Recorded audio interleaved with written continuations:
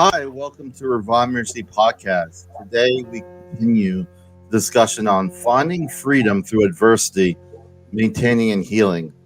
When we think of adversity, it doesn't really feel like we're finding much freedom, but freedom can be different for each individual, especially in recovery. There's this one quote I want to share before we begin. The only real prison is fear, and the only real freedom is freedom from fear.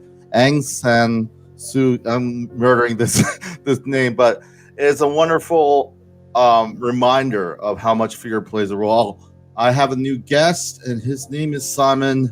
I am super excited to have him here, and I just want to welcome. Thank you, Simon, for joining us today during this discussion on adversity and freedom. Doesn't seem like it really melds well, but it does for those who understand. Thank you for having me, and I love the intro video. I enjoyed that. I think any time I see a guy comforting a guy, it's quite a moving thing to see a man crying, and I'll talk about that in a little bit more detail. But a very moving intro. So there you go. Nice to be here, and thank you for having me. Thank you again. I just want to share with those in the States, if you are struggling, you're in crisis, please seek immediate help. 1-800-273-8255 is the National Suicide Prevention Lifeline.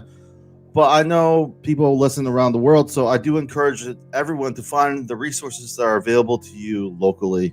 Simon, as always, I always start off with a quote because I always say someone has said it better than me, and I know that is a fact. But with that being said, I thought this was an interesting quote from Teal Swan. He said, "Every addiction, no matter what it is the result of trying to escape from something by going in the direction of a need that is currently not being met." Interesting how they he kind of elaborates, unfolds this idea. It's always something that we're missing when we get addicted to something or something that we feel that we need to fill, and sometimes we do it with some of the most toxic ways, but it doesn't mean that there's not hope. And what comes to mind when you hear this quote? I'll bring it up again. So. It's a really interesting quote for me because I've seen and heard similar quotes or that have a similar message behind them, and I think there's a huge resonance for me within it. And part of the reason why I'm so glad to have the opportunity to talk to you and your listeners is for exactly this reason. I spent 25 years chasing something that turned out to be the wrong thing, and it was an addiction. It was absolutely an addiction. For me, it was an addiction of success and money and greed and all these things. But it was no different. That the coming off it, the damage it did to me was no different really from any addiction. So you're absolutely right. The thing that was not being met for me was I didn't feel I was succeeding well enough. I didn't feel I was as good as my peers. I didn't feel I was as successful as my parents. It was insecurities. It was all kinds of things. And that's what I was trying to feed.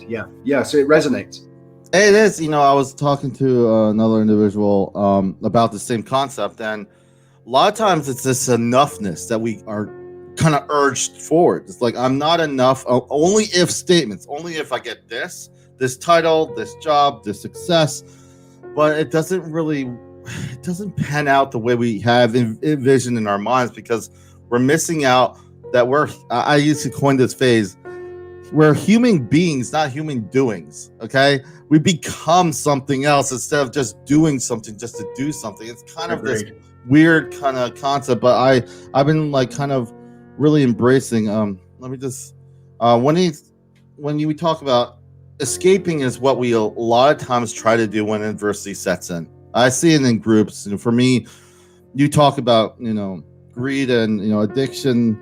When it comes to that and success, I feel it's also this when it comes to not being grateful for what you have. A lot of times we sit still. We're not even present. We're like getting all this. We're working 14, 15 hours a day, and we're never home. No balance of life, and we're making all this stuff for what? For me, I find It's very true, and it doesn't have to just be work. It could be something else. It could be a relationship. You see this a lot. I see this a lot with my peers.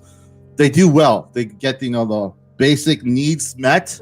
They get safety and security, but they never establish a very healthy relationship model in their head. It's just like, so then it kind of, they go back to this is not always. Obviously, recovery is different for everyone, but I find it very true because our relationships do matter. And that's just one avenue. I want to ask you real quick. Let me just get there. When it comes to adversity, I thought it was here, but when it comes to adversity and when it comes to recovery, I want you to kind of lament. I know I had this later in my mind, but can you kind of share what was your path? What was your journey? Why would people really say people avoid pain as much as they can? They don't want to be around adversity. Why is it beneficial? I'm kind of playing devil's advocate for myself. I understand that a lot of my growth came through adversity. It wasn't like that's when I actually remember it stuck and became resonated within myself. But anything you want to share about your own story? Absolutely. Yeah. And this is why I'm talking today, and it's why I've been speaking on as many radio shows and other medium as possible, is because the message I have and the story I have is applicable no matter where you live, where you're from, what your background, what your race, your gender, your creed, your color. It doesn't matter. It is applicable to everyone. I advocate a message of well-being at work, and the reason I do that is because for 25 years I worked in an industry which had the polar opposite approach to their employees. Mm-hmm. I come from a good middle-class background in Scotland, in the UK, good hard-working parents. They put me through a great education. I went into work. I met a girl. She fell pregnant. We decided that I needed to go and get a proper job. And I found myself in the corporate world, following this illusion, as I call it, the illusion of corporate success. This idea that the only way you're truly successful is if you have the biggest car, the biggest house, the best clothes, the biggest watch, that you have more than your colleagues, more than your friends, more than your parents. And it's constantly moving. It's a constantly moving target. You can never achieve it. Whatever you get, whatever you manage to achieve, you always want more. And it's fed by the business, often the company you're working for. Any organization which pays salary to its staff on the basis of achieving a target or paying bonuses and all these things is automatically instilling an idea in a person's head that only by achieving this magical number, only by achieving this target, will you be successful. And what you do when you follow that path is you lose sight of the context and perspective as to what actually really genuinely does matter in life. So you're absolutely right in what you say, Robert. On paper, I had it all.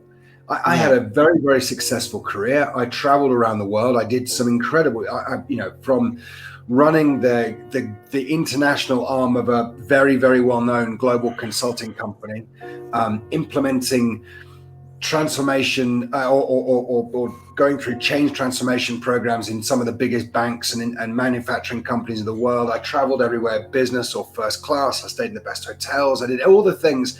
My wife had the best car. We had big houses, the whole thing. And what I didn't realize is that while this was going on and while I was chasing this illusion, I was becoming more and more of a monster. Yeah. I was being a worse and worse husband. I was being a worse and worse father, a worse and worse son, a bad friend.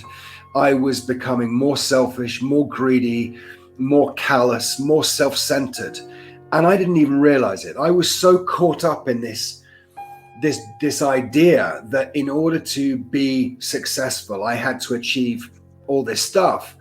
I failed to see that the most important things in my world were slipping between my fingers. And One night after a particularly big dinner with clients, and I was tired, and I'd been traveling back. I can't remember where I was coming back. I was back from, been in the US, and I was flying back to the UK. I was staying in a hotel in London. I was, by this point, drinking ridiculous amounts. I was drinking with clients. I was drinking during the day. I was on prescription medication. You call it Vicodin over there, but I was taking Vicodin, temazepam. I was working anything up to 20 hours a day. Mm-hmm. And I was in this hotel room. I got back to my room. I remember checking my email. And the next thing I was aware of was the sound of an ambulance or a siren of a police car or something. Yeah. And I sort of snapped awake and realized that I was leaning. I'd opened the hotel window 10 floors up, and I got myself outside, and I was sitting on this hotel window ledge about to kill myself. And I fell back into the room, totally shocked, fell back in the room, looked around and realized that I had folded up my clothes neatly. I had left money for the housekeeper because clearly I reckoned I wasn't going to be there the next day. But the most important bit for me was I'd written this letter, and I'd written a letter to my wife and my children confessing all my sins. Basically, getting it all out there. I've been a horrible husband, father, all these things. And that point of my life was the most fundamental of any of the previous 44 years. It was the seminal turning point in my life, because at that point, my brain said, Simon, you have two options. You can go back to the window and you can jump and you can end it. Or you can make a change. You can make a radical change in your life and try and recover, try and make better what you've made so wrong. Yeah. And it was the start of a journey I've been on for the last 3.5 years. And I'm delighted to say that I'm making huge progress. I'm going in the right direction. But yeah, that for me, that adversity, that difficulty was what got me to a point where I suddenly got the perspective I needed to make the right decisions. I had to lose almost everything to get to a point where I went, hold on a minute, I need a change of direction here. So that adversity, that was the bit that turned the corner for me. You know, so many things that you said that really resonated for me. One thing I want to say is, I don't have it. I have the quotes right here. It says, healing may not be so much about getting better or letting go as about letting go of everything that isn't you, all the expectations, all the beliefs, and becoming who you really are. And, you know, that's from Rachel Naomi Remen. Beginning, you were talking about how we there's this urgency. All my value was put in how people saw me, how successful I was.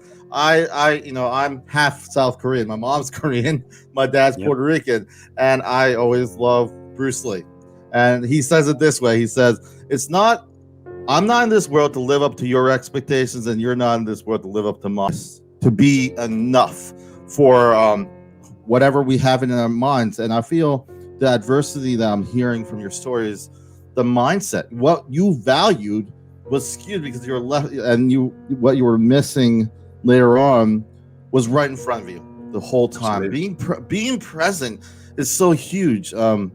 I see people even nowadays, there's this one, Dale Carnegie said it this way: you can make more friends in 2 months by becoming interested in other people than you can in 2 years trying to get other people interested in you. It is so true. For me, I just remember with the uncertainty that plagues all of us, sometimes, some more than others. I feel sometimes there's, we have base impulses. We sometimes react quickly. And I feel when we are able to be present, we able to kind of see things in a more 360 model, as opposed to just kind of saying only if, because I've done enough groups, Simon, to know if all I talk about is what I don't have, not going to be much healing going on there. For me, I've been in, because I'm heavily involved in my church, and this is an outreach that I personally felt I wanted to do. I wasn't always in the church, but one thing I learned in the church was sitting at the bedside of someone who's about to die. And one thing I've learned about that is it's not about the title. It's not about what they did. Some of the things were very impressive. It's about the people that were around them. You know, for me, I never proselytize because I understand why people don't believe things, because people have ruined it because of selfish motivations. But I like Viktor Frankl. You know, he wrote a book, Man Finding Meaning, and he said, I'm paraphrasing, so he says, when you know the why in your life, the how gets bearable. And from coming from him, who was in a concentration camp, and he's saying that if you don't have no hope, there's, you know, the people who saw the light at the end of the tunnel, those are the ones who usually made it. You know, it was one of those kind of moments, because for me, you know, I was in the military myself. I just remember on set, I had suicidal ideations. I attempted a few times. And I just remember when I avoided the pain, it got worse. It didn't change anything. Like trauma is trauma, and it affects us differently. And for me, I learned to cope in different ways, holistically. Finding different ways, not just one thing or another thing. There's no guarantees, but it's a journey. And I like what you're saying. Like, you're building on something. And I want to, go ahead. Well, I was going to say that the thing, going back to the first thing you said on that, was that when you're in that world, you tend to be drawn to people who are doing similar things as you. That's human nature. We're tribal. So we tend to get drawn to people who are in similar industries, similar jobs. You meet them through work or whatever it may be. And so if you're in a job which is highly competitive, highly stressful, you tend to associate yourself and form friendships with people who are in a similar industry, because you can share experiences, share stories. The downside to all that, of course, is then you're then not only are you in a competitive work environment, but you're in a competitive social environment as well. So it's who's got the biggest car, who's had the best year, who's been the most successful. The wives can become competitive. That which school are you sending your kids to? Which, you know, where are you going on holiday this year?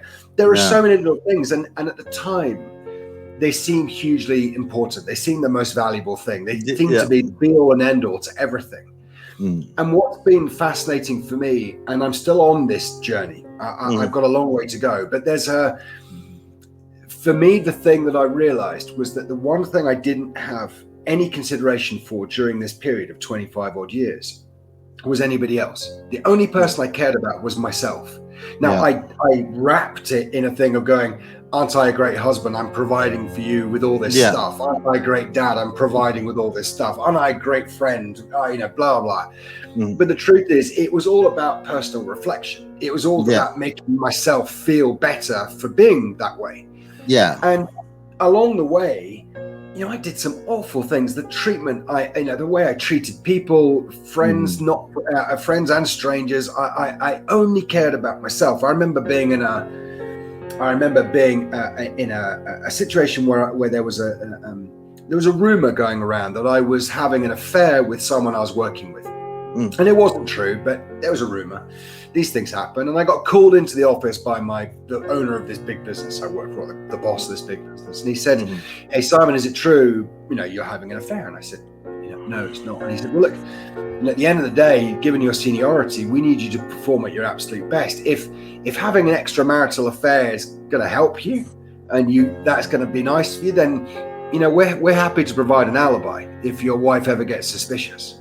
We're happy to help you out if ever you need to have an. Now, at the time, I remember at the time saying to him, "Oh, that's really good of you. Thanks very much. That's great." As if that was totally normal.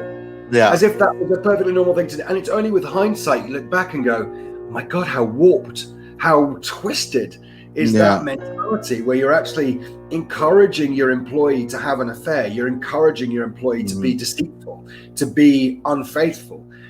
And for me, what's been so amazing and wonderful about this journey is the more I focus on other people, the more I focus on talking about my issues, talking about the problems, talking and showing my weakness, being on a situation like this where I'm talking to you, I'm talking to your listeners, and I'm doing what my entire life people said, oh, never show weakness, never show your weakness, never show your sins, never confess, never. By doing this, by helping other people, by giving to other people, I get more joy, more satisfaction, more love, more care, more kindness than I've ever had in the years previous to it. Yeah. So if you look at what we're talking about, finding freedom through adversity, maintaining healing, a huge part of the healing for me has been talking about it. It's been listening to other people. Your video at the beginning with the two guys the guy consoling his friend, the genuine pleasure and joy I get from listening to someone else saying, I've had a really bad day or a bad week, or I'm having a really bad time, and being able to help them and coach them through it. I've never felt a freedom and a joy and a satisfaction like it, to be honest, Robert.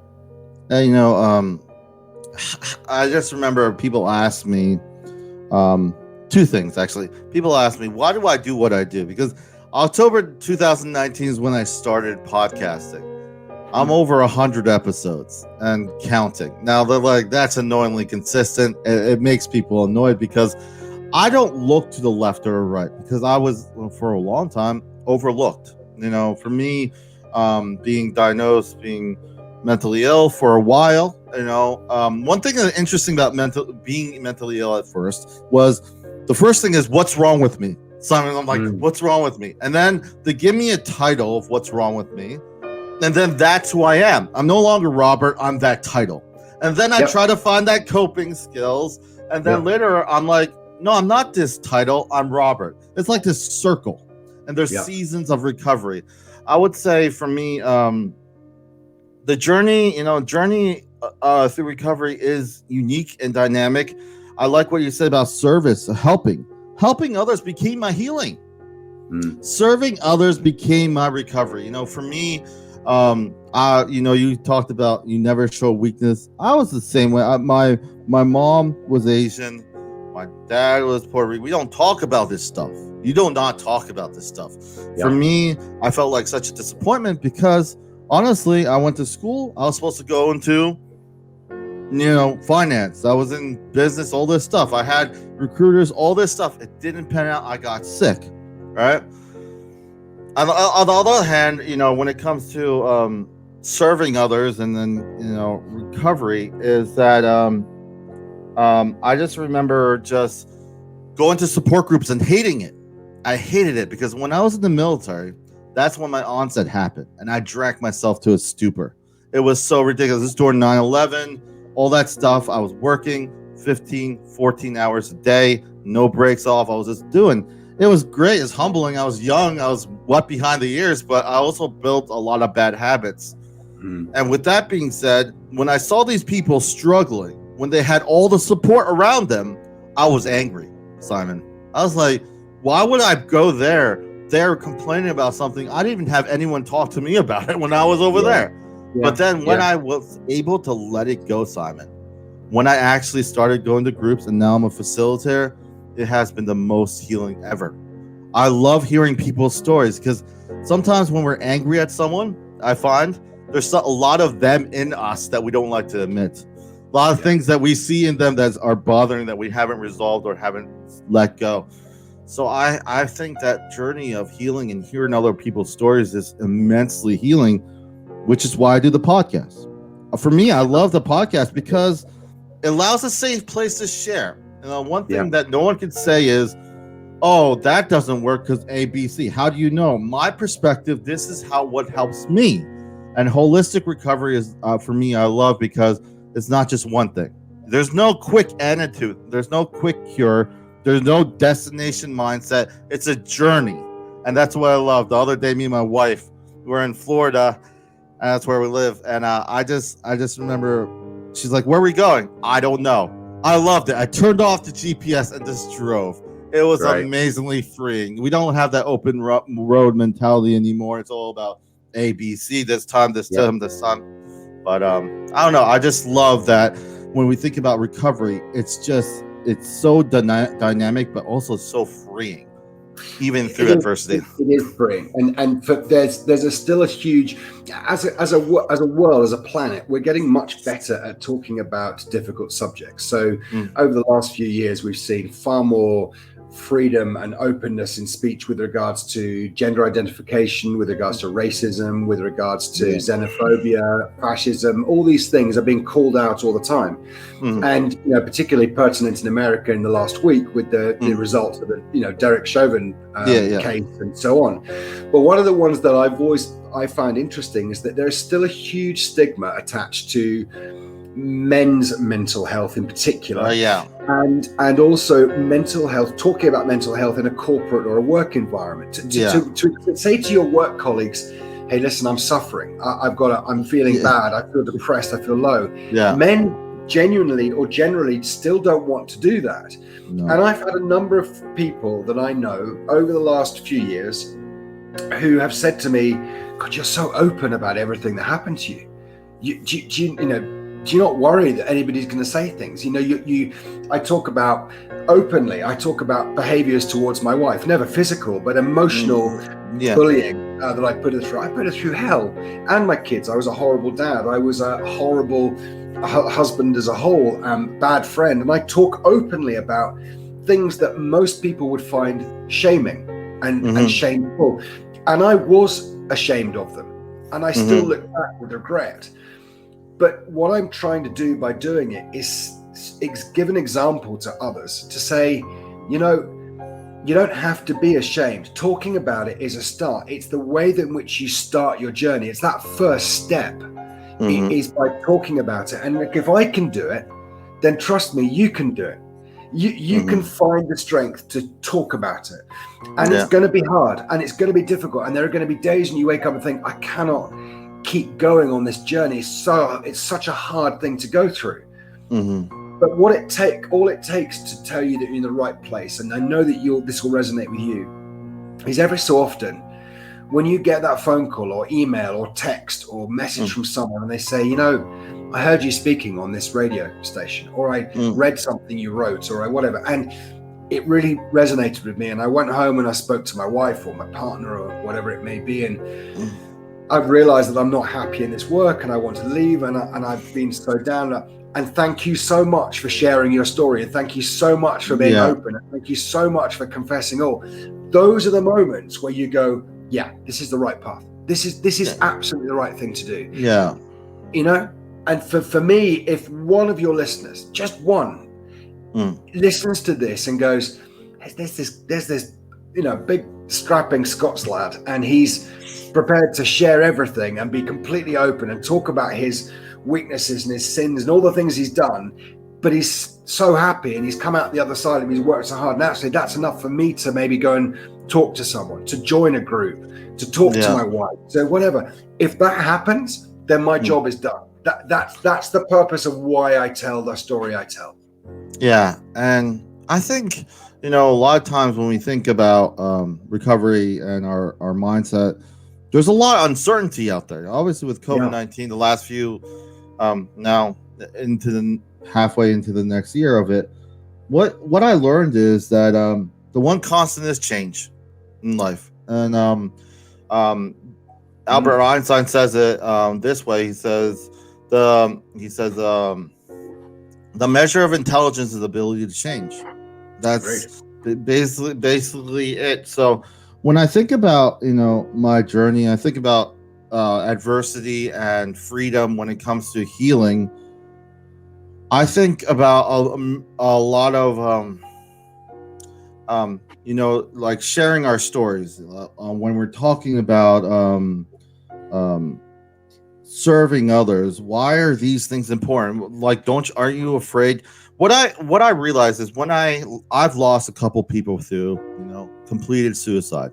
And when that happens and you don't answer the phone, when I was lost in myself, when I was judgmental, we're super judgmental, even though we may be going through the same things, similar things. And then like, you should have, I should have a bunch of stuff to them.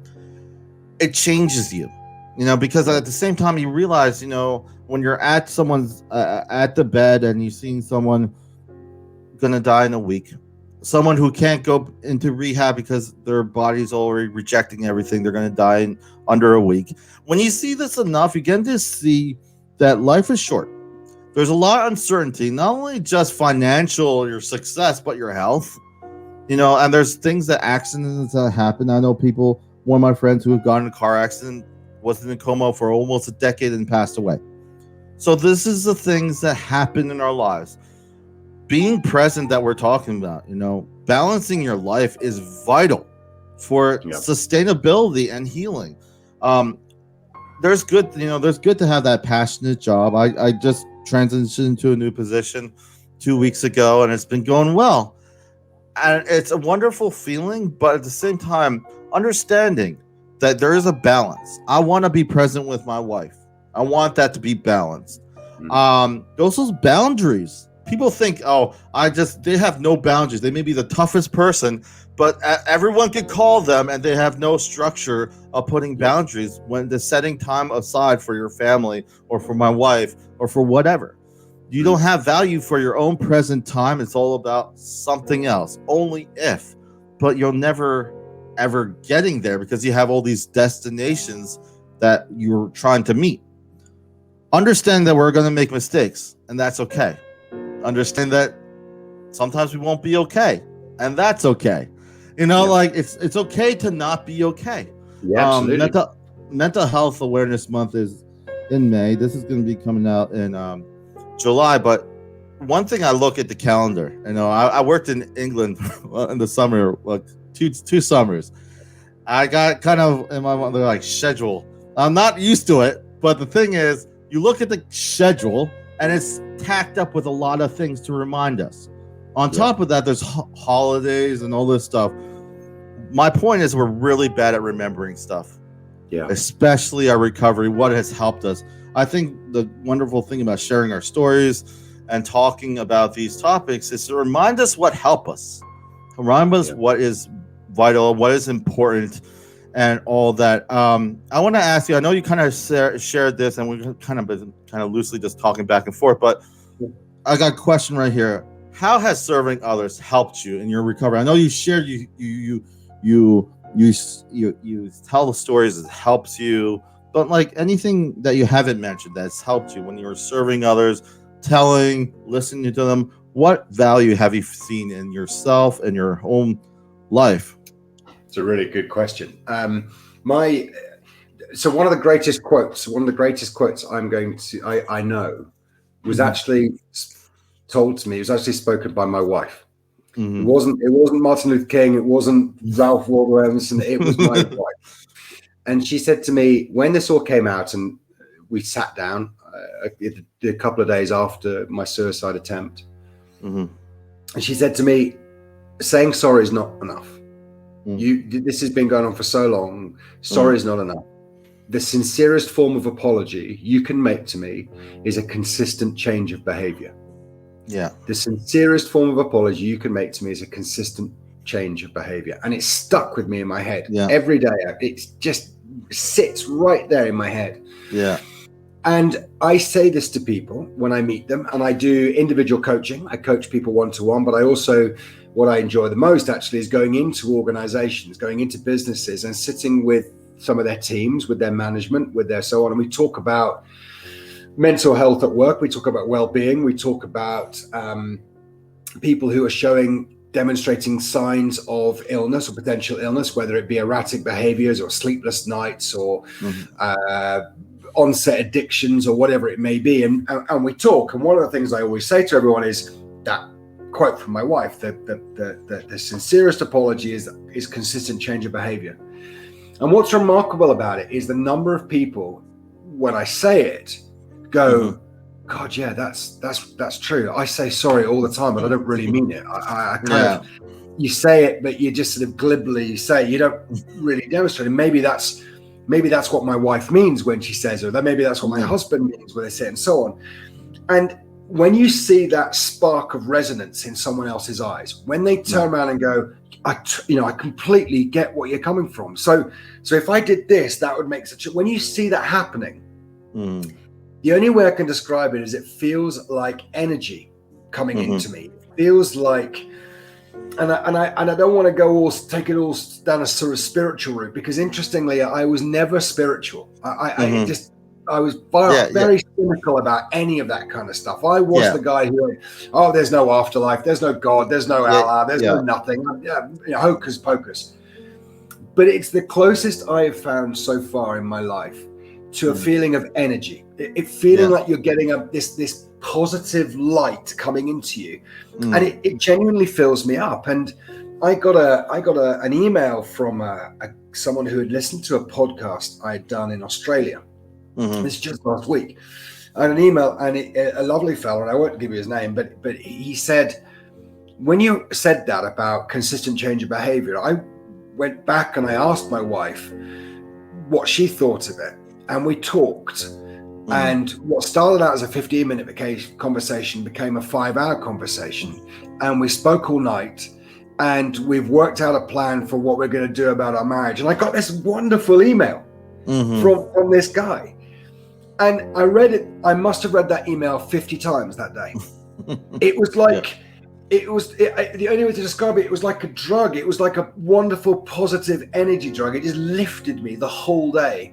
So for me, it's serving other people has helped in my recovery, because by helping them, I am by default helping myself. I'm feeding myself with this wonderful, positive energy. And that sounds, and I'm sure that there are people who are listening to this who go, oh, that's just a load of spiritual nonsense. It's not. I'm not a spiritual person, but I do believe that what you give out, you get back, or you get more of. And there's no doubt at all for me, the more you smile at people, the kinder you are to people, the warmer you are with people, the more you attract that same thing back from them. And so in a sense, it becomes this cycle. So I believe genuinely that by serving other people, it aids your recovery, because you're getting this wonderful positive energy inside you. And that's how I see it. And I think it kind of lends well with like Nelson Mandela talking about when you resent someone, when you hold a grudge, it's like drinking poison, hoping the other one will be poisoned, because it is poison. It is poison to have that I'm so angry at that person. And I also want to ask you before we kind of wrap up is value. I could see it's changed. And like when you told your story, like how's it changed before and now? What is valuable for you now versus what was valuable for you before? That's the biggest one of all. That's the biggest one of all. Value for me. So this is one of these ones where I'll say this out loud, and there would be people in the world who would punish me or be shocked that I would say something that was seemingly so arrogant. There was one night I was going out for dinner, and I opened my watch drawer. I had a drawer with watches in. I opened my drawer, and I actually said the following thing out loud. I actually said the words, "I can't decide which Rolex to wear tonight." Yeah. Okay. I can't decide which Rolex to wear tonight. I mean, just hold that thought. Yeah. And I look back now, and I'm ashamed of it. I cannot even believe those words came out of my mouth, but I'm trying to give some context. So I remember saying to my wife, I can't work out which Rolex to wear tonight. That was such a problem in my life. Now, value for me is quiet time. It is sitting peacefully. It is talking to friends. It is getting a phone call from my daughter and having a conversation about grandchildren. It is going for a walk with the dogs. It is doing a podcast like this. It's being part of where I live in Portugal, being part of a wonderful community, an old-fashioned community where if your chickens have too many eggs one particular day and you hang them on a neighbor's gate and they happen to have too many lemons on a tree, they'll give you lemons. And it's that sharing community. That's value. So I've gone from, I can't decide what Rolex I'm going to wear tonight to, oh my God, that's so lovely. My neighbor's just left me half a dozen eggs hanging on the gate. Yeah. For me, my value has changed because I've got a sense of perspective about what really genuinely matters. Because the reality is, and there's a great quote I've heard, remember that you are killing it when talking about where you work. Remember, you are killing yourself for an organization that will replace you in a week if you die. Yeah, that is very true. You know, one thing you were saying, lost my train of thought. When you're talking about value, you're talking about your Rolex, and you're talking about now. I just remember hearing people, because obviously I didn't at first. I was unwell. I couldn't work where I wanted to at first. I was I had to go through treatment. But one thing I noticed was people would be miserable that I know, friends I know, right? And there's like, I'm gonna go to like Mexico and all that stuff, right? And it's fun. But one thing that's interesting is that they're miserable. They're taking themselves over there. You don't take your not yourself with you. I just remember myself being miserable, and then friends and family like, oh, you need a vacation or a holiday in England. I need a holiday. I go and I'm already miserable. It's just a different scenery. But I'm still miserable. Exactly. And I find that very interesting when it comes to because I would say this. It's wonderful to have that wonderful support who's willing to be there. Like, it's not my wife. We known each other for a while, but we got married last September, so we're kind of new, right? But the one thing that's wonderful is that the willingness. The willingness is so huge. For me, it's not that I have everything right. I'm going to do everything right, but we have to sit down conversations. We sit up because I know I'm going to make mistakes. We don't have this illusion of like I'm gonna be the best husband or she's gonna be. It's us actually being human and being, not just doing and not talking about it. And I feel for me that has been incredible. Having a good support is something to be grateful for. Someone who's willing to stand by your side. A lot of people right now, I feel right now with this whole COVID, and they're home. Maybe they're like in a toxic environment. Maybe they'll listen to this podcast. Environment's a big thing. If you're in an environment that no one appreciates you, whether it's work, whether it's home, whether like that can be detrimental to your recovery and your outlook moving forward. But with that being said, I feel like I always say to people, there's things that you could change and things that you may not be able to change yet, or and you just have to focus on the little steps of recovery that you can change. And then, like I mentioned this quote before, but the major value in life is not what you get. The major value in life is what you become. And that is Jim Rohn. I just want to ask you just to wrap up with final thoughts. And again, thank you for coming on and sharing your insight and your story. It's a pleasure. It's an absolute pleasure. As I said, the message I want to get out to everyone is, if someone like me can change, if someone like me can recognize their mistakes and their faults and be able to change themselves and transform themselves, then anybody can do it. I genuinely believe that anybody can do it. And the piece of advice I'd give to everybody is a final thought. There's again something that my wife said to me, and it sticks with me. And I say it to myself every single night before I go to bed. I say to myself, does the good outweigh the bad? So does the good in my life outweigh the bad? And if the answer is no, the bad outweighs the good, then I have a responsibility to myself and the universe around me to make a change. And what I would say to your listeners and what I'd say to people is, every night ask yourself that question: does the good outweigh the bad? And if the bad outweighs the good, you have a responsibility to yourself and the universe around you to make the changes and make it happen. I'm not saying it's going to be easy. No. It's going to possibly be the most difficult thing you've ever done, but I promise you there's light at the end of the tunnel, and I promise you it's worth it. And I was the biggest cynic in the world, and I am a transformed, and I am a believer, absolutely, that you can change and leopards can change their spots. So there you go.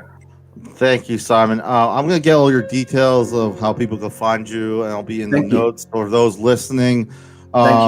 Stay around after we're done with this. But again, I want to say thank you, Simon, for just sharing, being so vulnerable, but also, one thing, in the Bible, I'll just say this one quote. It says, "When I am weak, then I am strong." It was from Paul. He says that. And I feel in some way, whether you're religious or not, there's some weight to that, because the vulnerability allows you to see things that you won't see normally. And that's why adversity is an opportunity to reassess where you are at today. So I agree. Thank you, Simon, again. I just want to Thank share you with for having me. I will share with those who are, as you know, the Revive Ministry has its website. You can find us there. This is goodbye from Revive Ministries, leaving you with this last quote. It says, "Sometimes we motivate ourselves by thinking of what we want to become. Sometimes we motivate ourselves to think about who we don't even ever want to be again." Shane Niemeyer.